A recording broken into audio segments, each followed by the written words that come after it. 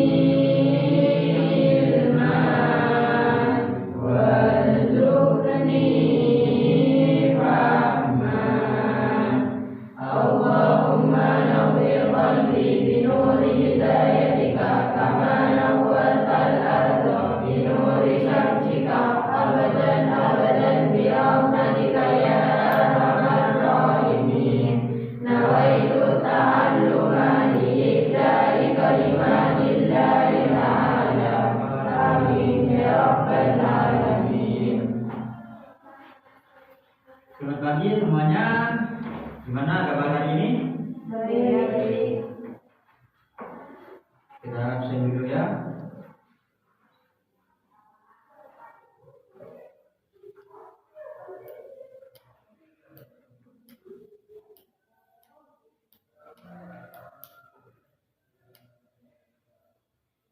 Mau leader?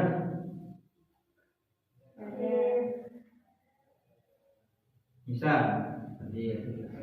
Rehan. Nafi.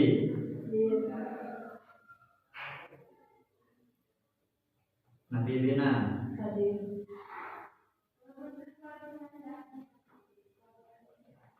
Nadia.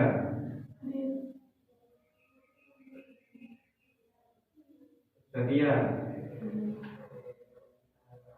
Ilham.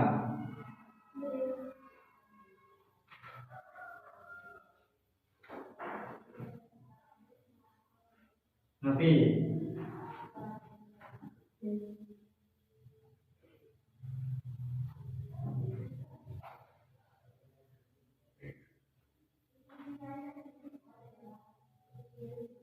Abdul. Sylvia.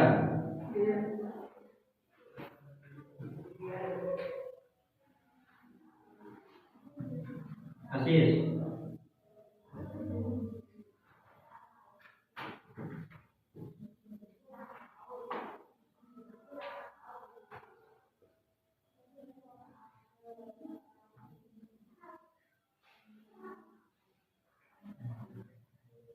Di pertemuan sebelumnya saya sudah menerangkan tentang perubahan sosial budaya. Masih ingatkah perubahan sosial budaya? Coba apa perubahan itu? Perubahan sosial budaya adalah proses transformasi pola hidup, nilai dan norma masyarakat. Nah, saya sudah jelaskan itu kemarin. Dan coba sebutkan beberapa contoh yang sudah saya sebutkan. Ya. Tenaga manusia diganti oleh mesin. Nah, perubahan sosial di sini kemarin saya sudah jelaskan tentang tenaga manusia yang digantikan oleh mesin. Dimana yang sekarang contohnya itu yang tenaga manusia digantikan oleh mesin adalah pekerjaan di lahan pertanian seperti di sawah. Kalau orang dulu melakukan pekerjaan di sawah itu dengan apa ya? Anggap anduk. Kalau sekarang kan ada nagel mesin. Coba sebutkan apa lagi? Jadi bekerja di sawah berlari tepat malam. Yaitu perubahan sosial yang terjadi di sekitar kita juga itu. Banyak sekarang pekerjaan yang dialihkan dari pekerjaan di sawah, sekarang banyak sudah yang bekerja di kantoran. Coba ada lagi? Transportasi. Ya, transportasi yang dimana sebelum adanya motor kita itu kan jalan kaki. Nah sekarang sudah ada transportasi seperti mobil, motor dan lainnya. Nah pada materi hari ini saya akan menerangkan tentang materi perdagangan internasional. Ada yang tahu perdagangan internasional? Ada yang pernah dengar? Perdagangan internasional.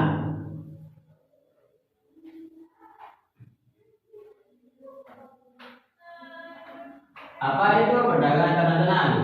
Perdagangan antar negara terdapat barang-barang keluar dan masuk dari suatu negara ke negara lain. Artinya negara yang kelebihan barang akan mengirimkan barang ke negara lain. Coba sebutkan kelebihan negara kita, negara Indonesia.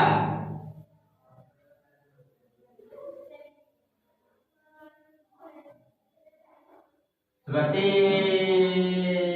batu bara. Itu kelebihan yang ada, kelebihan alam yang ada di Indonesia. Apa lagi? Sawit. Itu juga kelebihan dari negara kita, negara Indonesia. Mengirimkan atau menjual barang ke negara lain disebut ekspor. Apa itu ekspor? Menjual barang ke negara lain. Ya, seperti tadi kita menjual batu bara itu ke negara lain. Itu bahan mentah batu bara dan sawit itu bahan mentah yang kita kirimkan ke luar negeri. Itu disebut ekspor. Dan jika suatu negara kekurangan barang, kebutuhan untuk memerlukan barang dari negara lain disebut impor. Apa itu impor? Memasukkan barang dari luar negeri ke dalam negeri. Kita membeli dari barang luar negeri. Perdagangan internasional, coba dibaca di bawah. Perdagangan internasional adalah proses pertukaran antara kedua negara atau lebih dengan tujuan mendapatkan keuntungan. Keuntungan dari negara kita dan juga negara lain dari ekspor dan impor dari perdagangan internasional. Satu, negara luar itu membutuhkan bahan mentah seperti yang saya sebutkan tadi, itu sawit dengan batu bara. Dan negara kita, kenapa negara kita sering melakukan impor dari negara luar? Karena Indonesia itu memerlukan bahan jadi. Contohnya ya, bahan jadi yang sekarang kalian gunakan itu seperti handphone, itu kebanyakan yang impor, itu dari luar negeri. Apalagi contohnya yang kalian ketahui, barang yang kalian miliki dari luar negeri.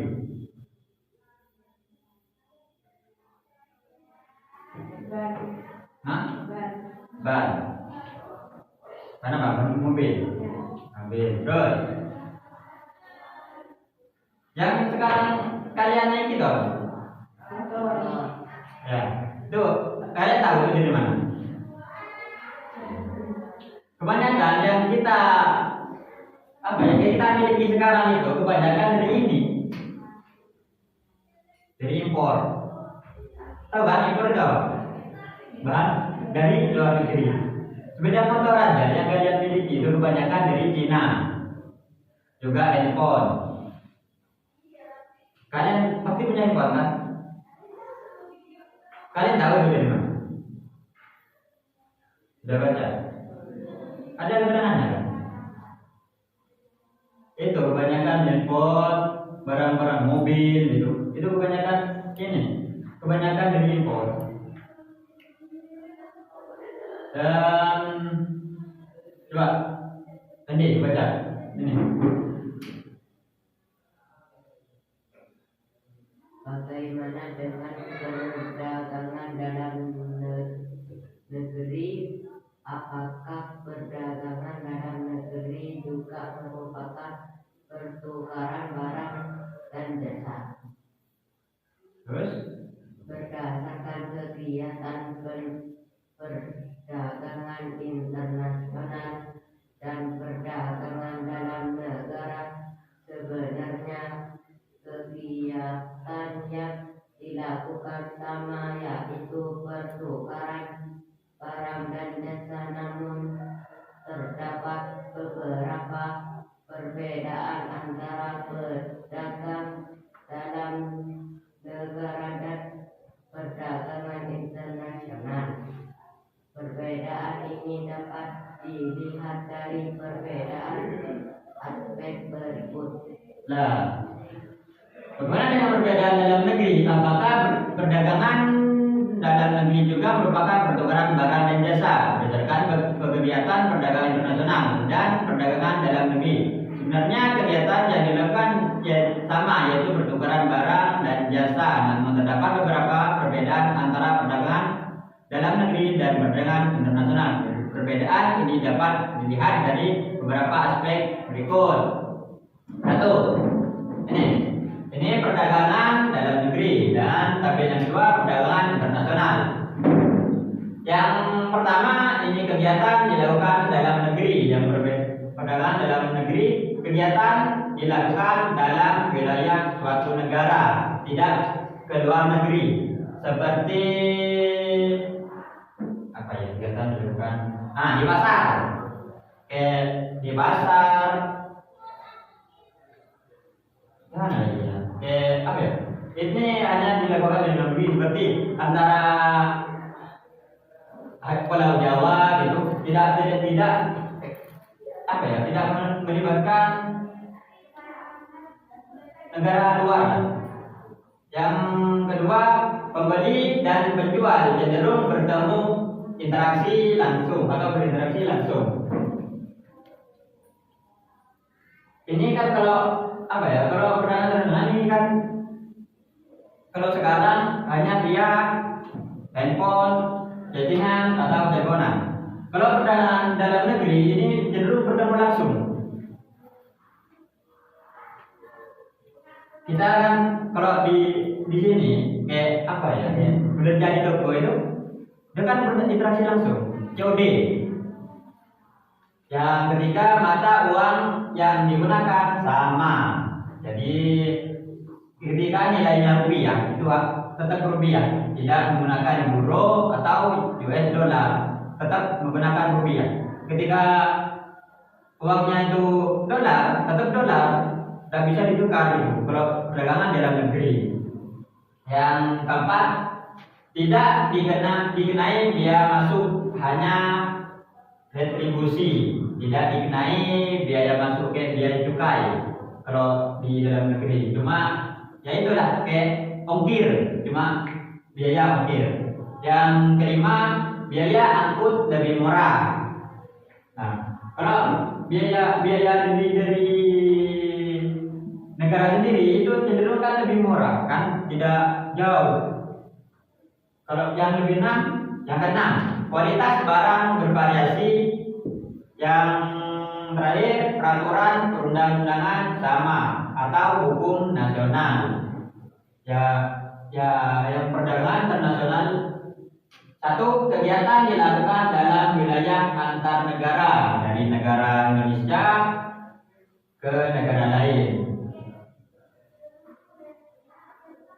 Ya, antara negara lain juga ke negara lain. Itu tidak hanya dengan satu negara ya. Kegiatan ini dilakukan semua negara di dunia. Yang kedua, pembeli dan penjual tidak berinteraksi langsung. Yang sudah saya jelaskan tadi, penjual dan pembelinya itu hanya dan telepon, chattingan, DM gitu. Dan yang ketiga, mata uang yang digunakan berbeda ya. Yang tadi kayak di Indonesia kan mata uangnya itu rupiah. Dan di luar negeri itu ada US dollar, ada euro. Jadi ditukar itu berbeda. Dan yang keempat, dikenai pajak biaya masuk. Pajak itu pasti dikena ketika kita melewati antar negara. Itu biaya yang sering itu biaya cukai. Yang ini biaya angkut lebih mahal karena menggunakan kapal. Kan melewati apa ya? Laut. Itu kan harus ditaruh dalam ini masih apa ya? Masih lama sebenarnya. Kualitas barang harus mengikuti standar internasional. Ketika tidak mengikuti standar internasional itu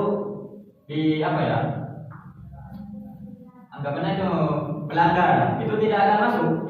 Itu bisa dibilang itu barang penumpang ketika tidak mengikuti standar internasional. Yang terakhir, peraturan perundang-undangan berbeda atau hukum internasional. Itu hukum yang sudah diterapkan di internasional, bukan di dalam negeri. Mengapa negara berdagang prinsip keunggulan kompetitif? Bisa dibaca ini. Ketiga. Dan yang memiliki kemampuan untuk memproduksi barang atau jasa tertentu dengan biaya relatif lebih rendah dibandingkan negara lain. Nah, produk efisien, setiap negara memiliki kemampuan untuk memproduksi barang atau jasa tertentu dengan biaya relatif lebih rendah dibandingkan negara lain. Coba kalian sebutkan produk yang asli Indonesia. Kalian tahu?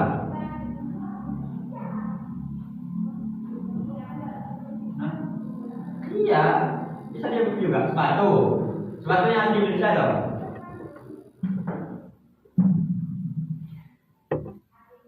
Ando, itu asli Indonesia. Coba. Yang kalian pakai itu? Ya, baju gagang. Masa orang luar negeri ada yang pakai kayak itu? Gak ada kan? Cuma Indonesia. Jadi ini juga produk asli Indonesia. Yang kedua, bisa baca.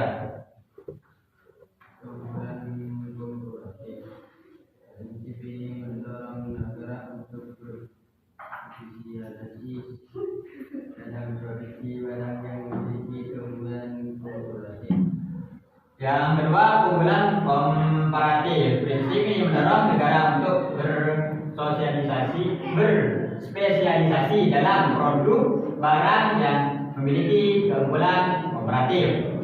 Yang ketiga, lebih baca. Berdasarkan menunjukkan dengan berdasarkan semua negara dapat memperoleh keuntungan dari efisiensi yang lebih tinggi dan pilihan barang yang lebih luas. Nah, kenapa perdagangan menguntungkan? Karena dengan berdagang semua negara dapat memperoleh keuntungan dari efisiensi yang lebih tinggi dan pilihan yang luas. Kita bisa memilih barang yang kita mau, tidak hanya itu saja. Karena di dalam perdagangan kita harus memilih yang lebih baik dan lebih kita suka. Faktor pendorong utama perdagangan internasional berbeda dan sumber daya. Yang pertama, sumber daya alam. Setiap negara diberkahi dengan sumber daya alam yang berbeda-beda seperti minyak, gas, mineral, atau lahan subur.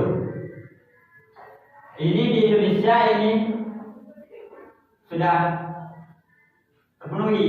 Seperti minyak, di Indonesia ada gas, juga ada mineral atau lahan subur.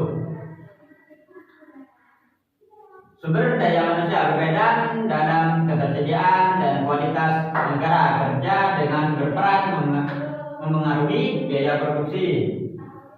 Yang ketiga, ketersediaan modal. Tingkat investasi modal dan infrastruktur juga bervariasi antar negara, mempengaruhi kapasitas produksi. Ketika di dalam negeri kita mempunyai produk yang kurang atau bahannya itu lebih bagus dari luar negeri, kita akan mengambil dari luar negeri karena kita akan karena kita ingin menghasilkan yang produk yang lebih baik.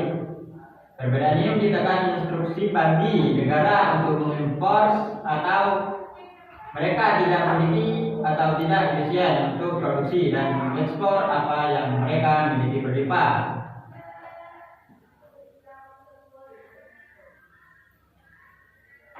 Yang faktor pendorong utama, spesialisasi dan skala ekonomi. Yang di sini spesialisasi, negara-negara dapat fokus memproduksi barang atau jasa tertentu yang paling efisien, memanfaatkan keahlian dan teknologi yang tersedia. Yang kedua, akses pasar global. Produk dengan harga kompetitif dapat diekspor ke pasar yang lebih luas, meningkatkan pendapatan dan pertumbuhan ekonomi. Memproduksi massal seperti spesialisasi memungkinkan produk dalam skala yang lebih besar, mengurangi biaya per unit produk. Skala ekonomi meningkatkan skala produksi, menyebabkan penurunan biaya rata-rata per unit, membuat produk lebih kompetitif di pasar global.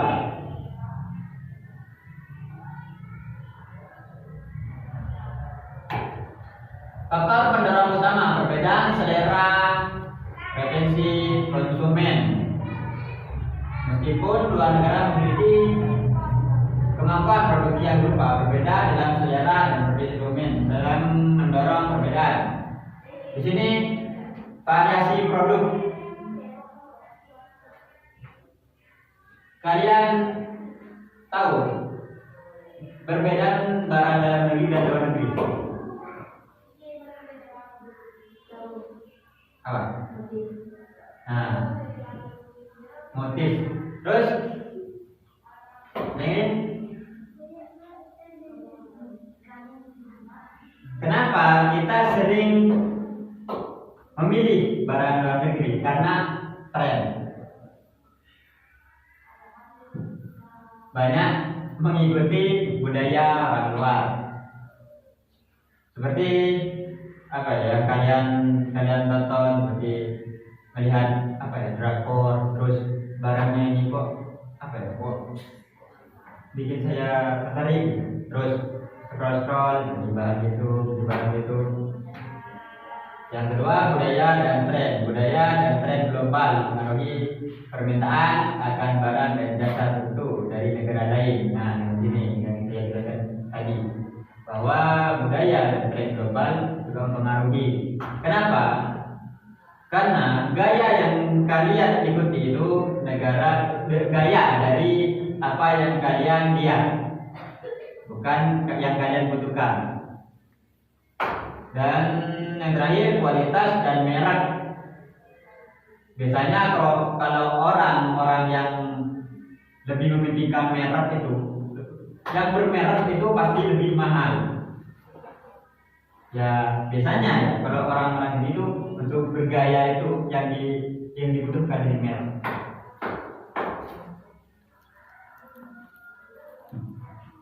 Proteksi terhadap kualitas dan merek tertentu dari luar negeri. juga impor. Faktor pendorong utama kemajuan teknologi dan transportasi. Inovasi teknologi berkembang, teknologi mempermudah komunikasi dan koordinasi antara pelaku bisnis di berbagai negara. Logistik efisien, kemajuan dalam teknologi transportasi, kapal kontainer, pesawat kargo. Ada yang tahu? Kapal kontainer, ada yang tahu?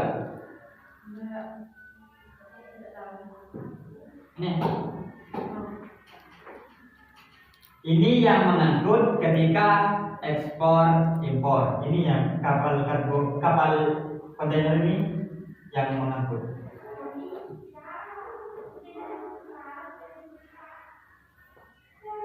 Dan yang terakhir, komersi global. Platform komersi telah membuka akses pasar global bagi banyak bisnis kecil dan menengah. Peran kebijakan pemerintah mendorong atau menghambat perdagangan. Tarif dan pajak impor yang tadi sudah beberapa disebutkan bahwa tarif dan pajak impor, pemerintah dapat mengenai tarif tinggi untuk melindungi industri dalam negeri, namun dapat menghambat arus perdagangan. Kuota impor, pembatasan jumlah barang yang boleh diimpor, yang juga bertujuan melindungi produsen domestik. Subsidi ekspor, pemberian insentif kepada eksportir dapat meningkatkan daya saing produk di pasar internasional. Dan perjanjian perdagangan, kesepakatan bilateral atau multilateral untuk mengurangi hambatan perdagangan dan memfasilitasi pertukaran barang dan jasa. Manfaat perdagangan internasional bagi perekonomian suatu negara. Yang pertama, pertumbuhan ekonomi. Akses ke pasar yang lebih besar meningkatkan produksi dan pendapatan nasional. Sekarang kalau beli barang tidak harus ke toko. Banyak yang belajar online seperti di Shopee dan juga di TikTok. Inovasi dan teknologi, paparan terhadap pasar global mendorong inovasi dan transfer teknologi seperti apa ya, teknologi yang sekarang banyak mobil listrik gitu. Pilihan konsumen memiliki lebih banyak pilihan barang dan jasa dengan harga yang lebih kompetitif. Yang terakhir, penciptaan lapangan kerja. Sektor ekspor dapat menciptakan lapangan kerja baru yang meningkatkan pendapatan.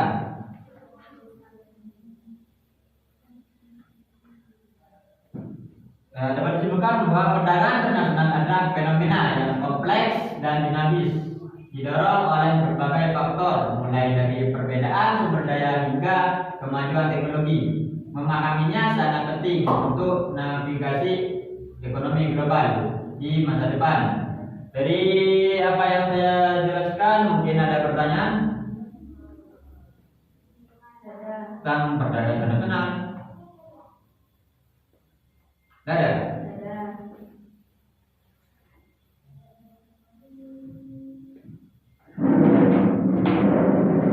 Mungkin itu saja yang dapat saya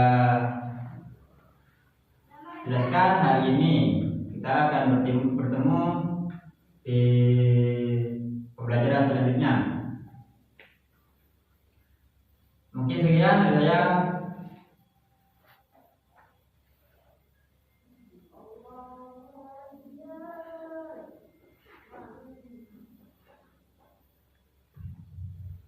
Tunggu dulu, itu masih ada.